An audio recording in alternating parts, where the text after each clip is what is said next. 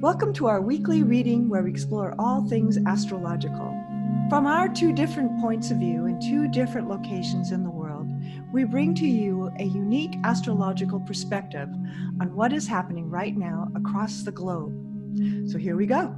Hi everybody, this is Diana in LA and Cary in the UK, and we're here to talk about this week's stars. We began last week with the new moon. It was powerful and strong with the moon and sun conjunct Pluto. So that's how we started off this new moon cycle. And as we enter the week of the inauguration of our new president in the United States, we are having the most increased tension that we've pretty much had in regard to this whole last year of time. So this culmination, this expression of the Mars conjunct Uranus, squaring Saturn and Jupiter, now in new signs, but they are squaring, is a drama unfolding in front of our eyes as we've been experiencing last week in the day of the insurrection and everything that followed, with Pluto conjunct the sun and moon last week at that new moon. There are many things going on behind the scenes. There are things we are not aware of. There are things that we're well aware of. But all of it is coming forth. All of it will be expressed in this next upcoming week. So, and particularly on the day of the inauguration, which is Wednesday. So, Cary, from your side of the world, what are you seeing? So on the 6th of January, when on Insurrection Day, Mars was at 29 degrees Aries. On the day of the inauguration, the moon will now be at 29 degrees Aries. And a couple of hours later, it will go into 0 degrees Taurus, which will be causing a stellium between the moon, Mars, and Uranus. As the moon goes into Taurus on the day of the inauguration, it actually conjuncts Joe Biden's moon, which is at 0 degrees Taurus. So squaring Saturn. So this is the start of a very challenging period, but it feels like that he feels he's the right man at the right time to be President of the United States. I don't think I've seen a planetary combination quite like this in the way that it's situated at the moment. You've got Jupiter and Saturn squaring Uranus and Mars. So the Uranus and Mars is what we're seeing at the moment with all this tension around. There's tension in the UK with regard to the restrictions and the impact and the knock-on effects are to the population. And there's a lot of anger there in the way maybe the government's been handling things. And in America, you've got little pockets of aggression popping up in Inauguration Week. And I thought it was really interesting to look at the Inauguration Day because that sets the chart of the administration. So this is an administration which is actually going to be challenged in a very profound way with regards to the structure, the future structure of the United States, when you've got Saturn squaring Uranus at this particular moment in time in their chart. So huge implications, and actually the kind of president you need in a Uranus adversely challenging Saturn situation is a president who's actually got his own Saturn and Uranus conjunct, which he does have in Gemini. So it's a very interesting bunch of circumstances happening at the moment astrologically, but it does point to a new direction, but it's a bit like a thunderstorm, a thunder and lightning storm.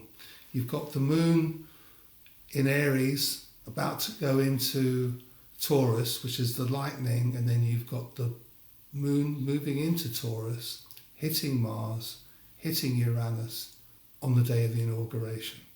I mean, it's classic, right? We're looking at charts here that are so sparky and so exactly happening to land on this very important day in the history of the United States.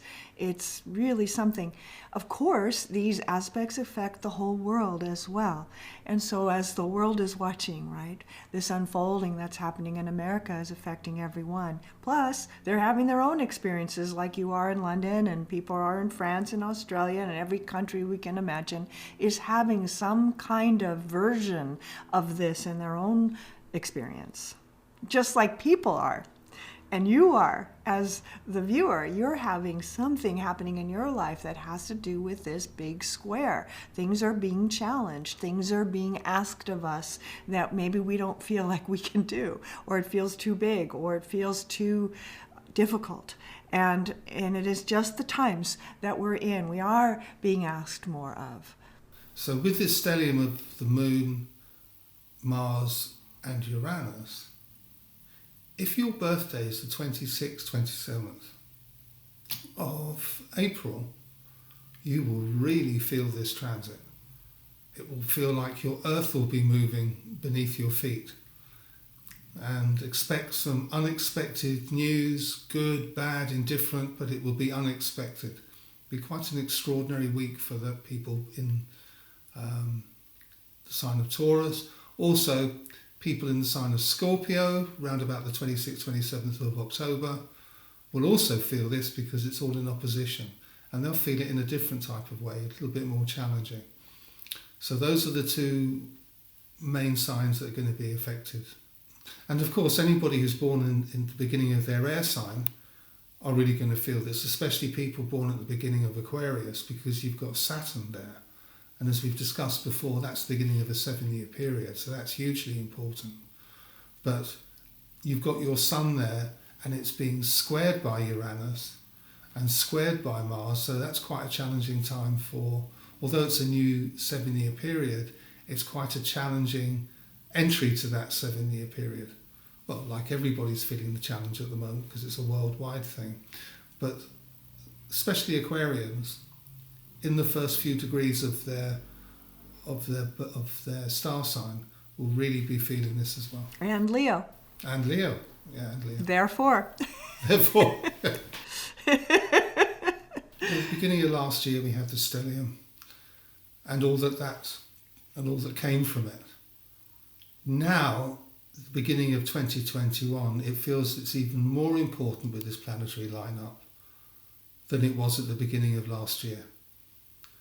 Because of the Mars-Uranus influence, because of the Saturn-Jupiter influence in adverse aspects to each other, these are really important times. When I was looking at the notes for this week and what was coming up, the only thing that was staring me in the face was this massive double square with those 4 planets. In fact, there's no oppositions. And in fact, that's quite interesting because in the chart of the inauguration, there are no oppositions. So there's nothing holding this administration back from doing as much good as it is able to do. Meanwhile, back in the U.S., every single capital of the U.S. is being guarded by troops because there's so much concern about different kinds of protests that could happen on the day of the inauguration, the day after, the day before. And so the whole country is battening down the hatches. And with the combination of Uranus and Mars, that's exactly what that indicates. And by having the moon joining all that as a conjunction on the 20th, they're expecting that kind of reaction, a very emotional reaction.